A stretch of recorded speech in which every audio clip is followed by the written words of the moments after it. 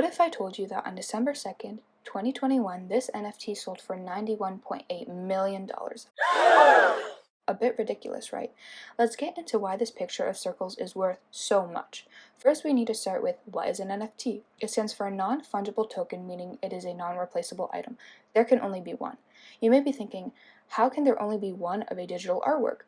What would make a screenshot any different than the original? Well, this is due to the blockchain, which is a system of recording data in such a way that is difficult or impossible to change, hack, or cheat the system. For NFTs and crypto, to have value, there is a permanent record of a unique numerical value stored on the blockchain. Since the blockchain is public and each numerical value is unique, these lines of code can be assigned a value. NFTs are just a line of code attached to an image where the owner can put it to the public, which then can be transferred, making sales however anyone pleases. The hyper-wealthy can artificially add great value to artworks like these NFTs. Many people don't want to admit that this is basically money laundering. Little info on money laundering: it's a process by which money obtained through legal or questionable means is falsely attached to legal practices to avoid detection. Influencers and other public figures can entice and encourage their audience to purchase NFTs or crypto while secretly being heavily involved in the project. The sudden mass wave of new buyers will raise the price substantially from, say, 3 cents to $3. If the influencer sells a large quantity of crypto or NFTs at a new high and has invested, let's go with $3,000, this can increase their gains to $300,000, then abandon the project before the price tanks. These are essentially legal scams behind closed doors that can be repeated again and again and again. An example of this can be seen in this transaction where the seller sold an NFT for about $768 in the NFT marketplace. Everything looks normal at first glance, but the seller was able to repurchase the same NFT back for $827. This all happened on April 1st, 2021 between two friends, showing that the math is simply not mathing. How can one picture per se have two completely different values in money at the same time? This data is of 262 users who have sold NFTs to a self-financed address more than 25 times. We can't be 100% sure that all instances of these sales were from wash trading, but the threshold of 25 transactions can give us a higher degree of confidence. As we look at the data, an interesting story emerges. Most NFT wash traders have been unprofitable, but the successful NFT wash traders have profited so much that as a whole, this group of 262 has profited immensely overall. Collectively, the 110 profitable wash traders have made nearly $8.5 million in profit, even though there was a $400,000 loss made. Even worse, that $8.9 million is most likely derived from sales to unsuspecting buyers who believe the NFT they're purchasing has been growing in value, sold from one distinct collector to another.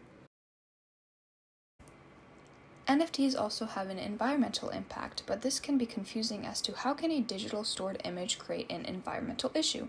Well, this is due to the nature of the blockchain and crypto in general. On the public internet, most data is temporary and exists for a limited duration of time. Saving all users' data would be costly and requires immense storage, so most data is deleted after a certain amount of time. However, in the case of NFTs and crypto, the blockchain must always save the data permanently, so it ends up using a ton of electricity to power the data server, which is where all the data is stored. Creating new NFTs and storing them is also using electricity. This data is growing exponentially, and so is the electricity needed to store it all. Individual pieces of crypto are at least partially responsible for the millions of tons of planet-heating carbon dioxide emissions generated by cryptocurrencies used to buy and sell them. Some artists think it's a problem that can easily be solved, others think it's a proposed solution that is a fantasy. But here's why there's probably a load of greenhouse gas emissions tied to NFTs. They're largely bought and sold in marketplaces like Nifty Gateway and SuperRare that use a cryptocurrency, Ethereum. Like most major cryptocurrencies, it's built on a system called proof of work that is incredibly energy hungry. Take SpaceCat, an NFT that's basically a GIF of a cat in a rocket heading to the moon.